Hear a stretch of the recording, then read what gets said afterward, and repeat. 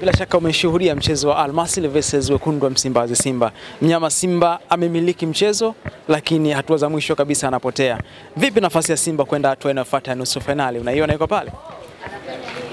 Nafasi ipo lakini pia inaweza isiwepo kwa sababu nafikiri nakumbuka last time nilikwambia kwamba watu wengi wamempa nafasi kubwa ya Simba kwenda kwenye hatua inayofuata.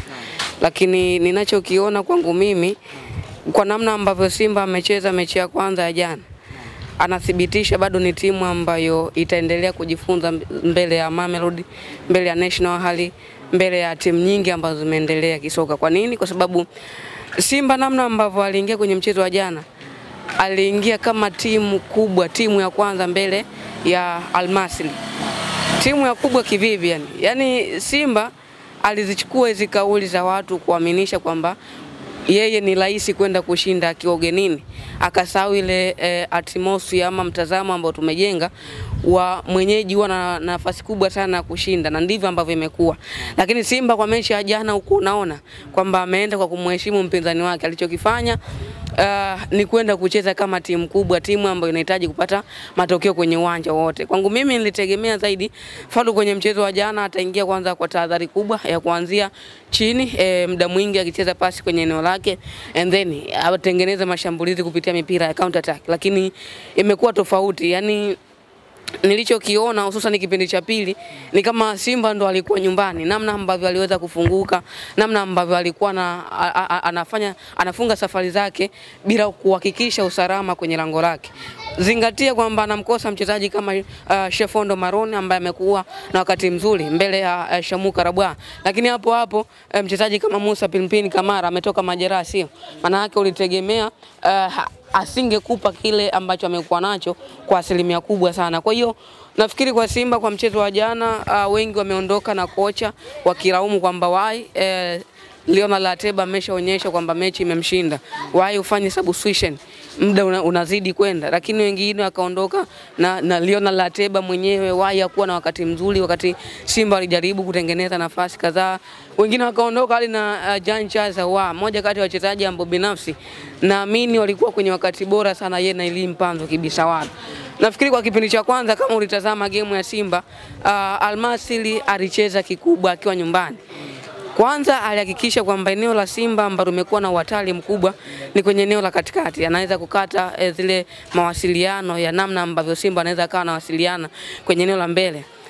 Nafikiri njia pekee ya kumzuia Simba ili aidha kupunguza mabao ama asiwe anakudhuru kwa namna yoyote ile ni kumfanya kupoteza mawasiliano baina ya Yusuf Kagoma na Fabrice Luamba Ngoma, lakini pia Fabrice Ngoma kwenda kwenye eneo la juu kwa maana ya Jean Charles Ahoua. Kipindi cha kwanza Jean Charles Ahoua pamoja na Elie Mpanzu walikosa support kutoka kwa Fabrice Ngoma, mmoja kati ya wachezaji ambao amekuwa na wakati mzuri sana kwenye kupiga ile mipira ya kupita kwenye maeneo sahihi, kwa maana mipira anapiga pasi mpenyezo. Kwa jana hususan kipindi cha kwanza uko unaona huo thubutu kutokana na ile moment ambayo alikuwa anaipitia kwenye eneo la katikati. Muda mwingi walimfanya Fabrice Ngoma asipande kwenye eneo la juu, wakimnyima ule uhuru wa kuweza kufanya maamuzi ambayo amekuwa nayo. Ikalazimika muda mwingi sasa Fabrice Luamba Ngoma kucheza kwenye eneo la chini ili kumsaidia Yusuf Kagoma kupunguza ile pressure ambayo Al Masry alikuwa nayo. Lakini isivyo bahati kwa kipindi cha kwanza walishindwa kufanikisha hilo, kwamba kuwazuia wasiweze kupata bao. Wanakuja kipindi cha pili tayari Al Masry ameshapata goli. Wakati ambao unawaza kusawazisha ndo wakati ambao yeye anawaza kuongeza bao lingine. Akajua kwa namna yote Simba atakuja kwa kutaka kwa namna alivyomtazama kipindi cha kwanza, akaamini kwamba kwa namna yote Simba kipindi cha kwanza atahitaji kuja aidha kusawazisha ile bao ama kutufunga. Sisi tukachokifanya tucheze muda mwingi kwenye eneo letu. Tuache Simba watawale mchezo kwa maana kwa kupiga zile pasi ambazo walikuwa wanazipiga kipindi cha kwanza, and then sisi tuwe wa kwanza pale ambapo tunapata mpira, tuwe wa kwanza kwenye kuhukumu makosa ya Simba baada ya kuwa wamepoteza mpira, na ndicho ambacho kilitokea. Tazama goli la pili, ni Simba alikuwa na wakati mzuri sana namna ambavyo anakwenda kushambulia, lakini umakini wa wachezaji walishindwa kutumia hizo nafasi. Lakini nafasi moja ya mwisho ambao wanaipata Al Masry na kwenda kukatisha mawasiliano kabisa ya namna ambavyo wewe unaweza ukawa unaipa nafasi nafasi kubwa ya Simba kwenda kwenye hatua inayofuata, kwa sababu na imani kama Simba angeshinda ile, kwa maana angeweza kuzuia basi walau lile goli moja, kwa namna yote Simba alikuwa anavuka kwenye eneo la Benjamin Mkapa.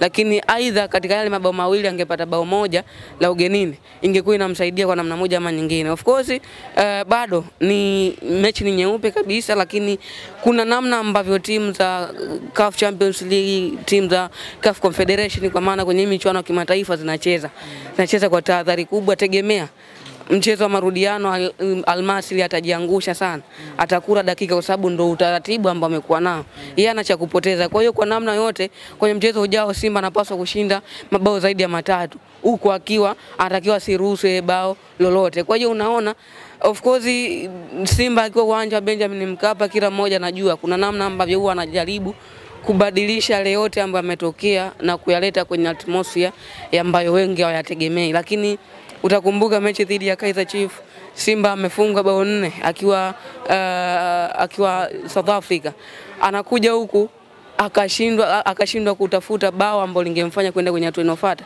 alishinda mabao 3. Kwa hiyo kwangu mimi nafikiri mechi bado, lakini kuna namna ambavyo Simba alijiwekea ugumu kutokana na matokeo ambayo aliyapata jana. Kwa tafsiri inavyoonekana Mwamba Yusufu, performance ya Simba, wengi wamewasifia sana Simba performance, kwa maana kwamba walimiliki mpira kwa asilimia kubwa sana. Kama Simba wakicheza kwa namna alivyocheza pale Misri, unamwona akipenya kwenda hatua ya nusu finali? Kwa mchezo ambao amecheza jana, nina imani kabisa angeucheza wakiwa Benjamin Mkapa, kuna namna ambavyo angeweza kufanikiwa, lakini anacheza yuko ugenini. Yani sehemu pekee ambayo natamani kuona sasa ubora wa Simba kwenye kuzuia ni uwanja ugenini, hususan kwenye haya mashindano. Ndio sehemu pekee ambayo unaweza kusoma namna gani ambavyo Simba wako bora kwenye eneo la kuzuia, lakini namna gani ambavyo Simba ina wachezaji wazuri kwenye namna ya kuvumilia ile pressure ya timu pinzani.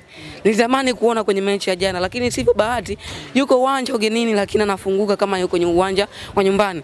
Na tayari ameshafunguka, tayari amesharuhusu kuwa timu ya kwanza ndani ya uwanja, lakini matokeo bado ameshindwa kuyabadilisha kulingana na yale ambayo alikuwepo. Kwa hiyo kwa namna ambavyo alicheza kwenye mechi ya jana, hata angepata warau bao moja, kuna namna ambavyo ningempongeza. Yani performance yake, namna ambavyo aliweza kumiliki mpira, kuna namna ambavyo amefaidika na namna ambavyo amecheza. Lakini unacheza vizuri lakini upate matokeo, yani upate kitu muhimu ambacho kinaweza kikaa kinakutoa kwenye hatua moja kwenda hatua nyingine, bado hiyo ni kazi bure. Kwa sababu baada ya hapo hatutaangalia kwamba Simba alicheza vizuri, hatutaangalia kwamba Simba alimiliki mpira, hatutaangalia Simba alitengeneza nafasi nyingi, tutaangalia pointi ambazo zinamfanya Simba kwenda kwenye hatua inayofuata. Ni yupi ambaye anakwenda kwenye hatua inayofuata, sio? Kwa hiyo kuna namna ambayo unapaswa kucheza kwa malengo, hususan kwenye michuano ya kimataifa. Mfano mzuri, National Hali huko uwanja wa nyumbani anashinda bao moja kwa mbinde sana dhidi ya Al Hilal Omdurman. Matokeo ambayo hata Al Hilal Omdurman anayapata, anatoka anashangilia. Yani amepoteza lakini anashangilia kwa sababu ni timu kubwa, ameshindwa kuifanya imfunge mabao mengi. Kwa hiyo unaona Al Hilal dhidi ya National Hali ni mkubwa mbali vibaya mno. Japokuwa Al Hilal Omdurman amekuwa na wakati mzuri, lakini ona namna ambavyo aliweza kucheza kwa nidhamu kubwa. Anaenda kucheza akitaka kupata sare, lakini isipo bahati akafungwa bao moja.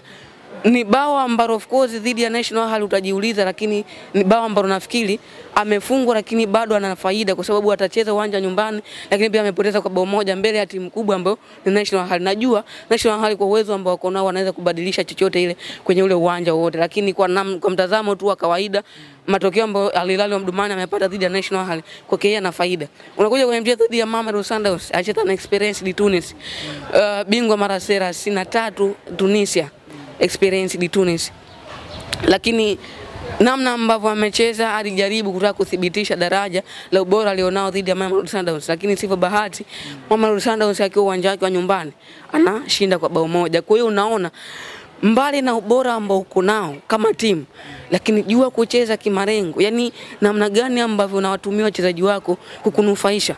Simba kwa mechi ya jana nafikiri kwa nafasi ambazo zitengeneza, ya nafasi yake kushinda ilikuwepo, lakini ameshindwa kutumia hizo nafasi.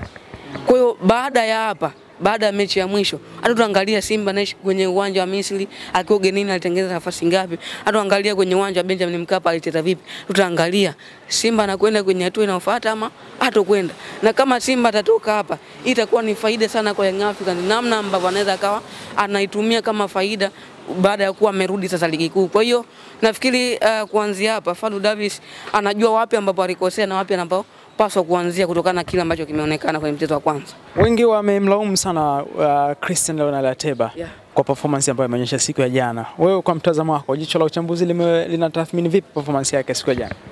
Kwangu mimi kabla hujamlaumu Leonard Ateba, mlaumu basi kwanza kocha. Mimi naamini lawama kama hizi kabla hujampa Ateba mpe kwanza kocha, kwa sababu kocha yeye ndo majukumu, yeye ndo mwenye majukumu ya kuamua nani ambaye anatoka kwa wakati gani, nani ambaye ameshindwa kudeliver kile ambacho nilikuwa nakihitaji, na namna gani ambavyo naweza nikamwamsha mchezaji mwingine akaja kunipa kile ambacho nakihitaji. Tayari kuanzia kipindi cha kwanza Leonard Ateba alishindwa kudhibitisha daraja la ubora alionao kwa kuwafunga Al Hilal, kwa maana Al Masry, kwa kutokana na zile nafasi ambazo zilitengenezwa. Lakini mbali na hapo, kuja kipindi cha pili, moja kati ya kipindi ambacho Simba ametawala mchezo ni kipindi cha pili, Erim Panzo alifanya kwa uwezo wake, akajaribu kutaka kudhibitisha kwamba mbali na ubora ambao yuko nao, lakini anaweza kuwa na share idea na wachezaji wenzie.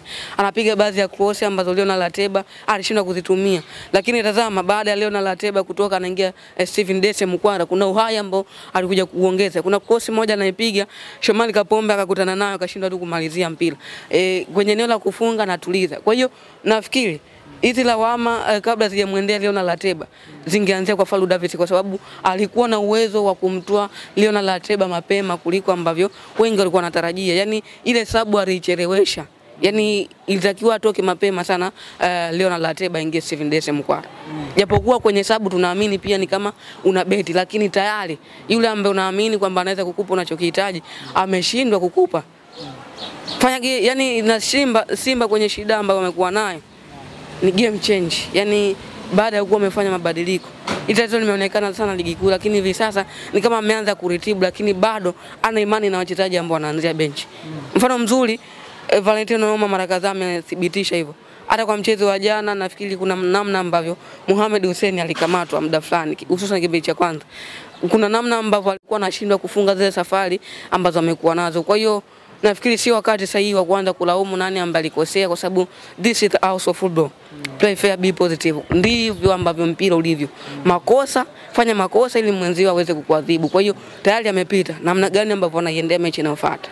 Kwa ufupi zaidi, mnyama Simba unampa asilimia ngapi kufuzu hatua ya nusu finali?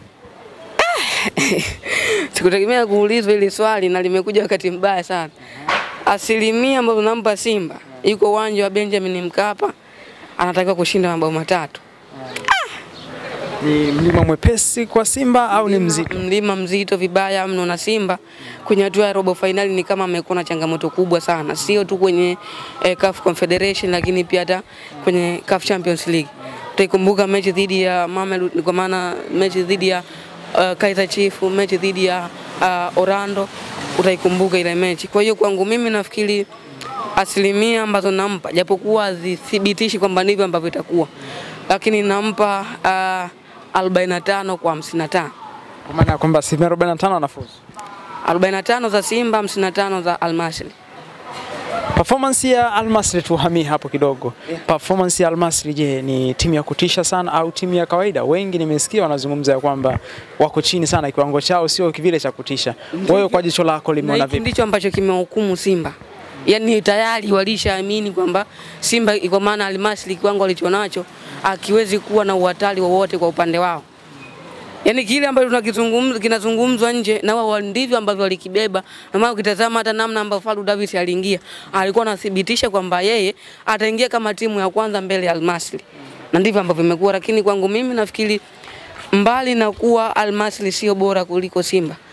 Na iko hivyo kwamba Al Masry kwa Simba ni vitu viwili tofauti. Of course Simba kuna asilimia kadhaa ambazo wamemzidi Al Masry.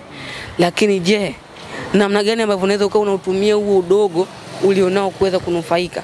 Al Masry kwa jana yuko uwanja wa nyumbani, kwa namna yote alikuwa anahitaji matokeo, lakini nilipenda approach ambayo aliingia nayo. Kipindi cha kwanza, angalia dakika 15 za kwanza, Simba alisafa vibaya mno. Yani jamaa walikuwa wanakuja kwa kasi hali ya juu. Simba kafanikiwa kwa kiasi kadhaa, lakini baadaye karuhusu bao. Unaona? Kutokana na pressure ambayo walikuwa wanaipata. Lakini pia mbali na hapo, kuja kipindi cha pili, nilipenda pia approach ambayo aliingia nayo kipindi cha pili. Kipindi cha pili aliingia ni kama tayari amechoka, yani amechoka. Kawaachia Simba chezeni mpira. Lakini akajua kwa namna yote mimi nitakuwa wa kwanza kwenye matukio makosa ambayo Simba atayafanya. Tazama hata goli la pili nafungwa, of course kumekuwa na maneno mengi sana, na nafikiri binafsi pia kuna penalty ambayo nilikuwa naiona ni dhahiri shahiri Simba alinyimwa, kwa sababu kama goli la pili imeenda kuangaliwa kwenye VAR, why penalty ambayo Leon Lateba anasababishiwa kwenda kuangaliwa kwenye VAR?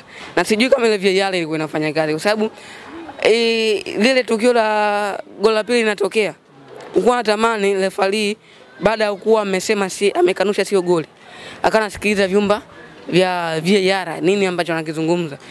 Nilitarajia labda kuna TV ataenda akahakikisha binafsi, kwa sababu haimaanishi kila ambacho anakisema ambao kwenye vyumba vya VAR ndicho ambacho umekiona wewe. Sio? Kwa sababu wale wanaangalia, of course wana faida kubwa kuliko referee, lakini nitamani referee aende kwenye ile aende kwenye VAR akathibitishe mwenyewe. Lakini akwenda kuthibitisha akaruhusu ni goli. Kwa hiyo nafikiri this is the house of football, narudia. Lakini sasa tuangalie namna gani ambavyo Simba anaweza karudi kwenye mechi ya pili akiwa kama timu ambayo inahitaji kupata matokeo ya kwenda kwenye hatua inayofuata.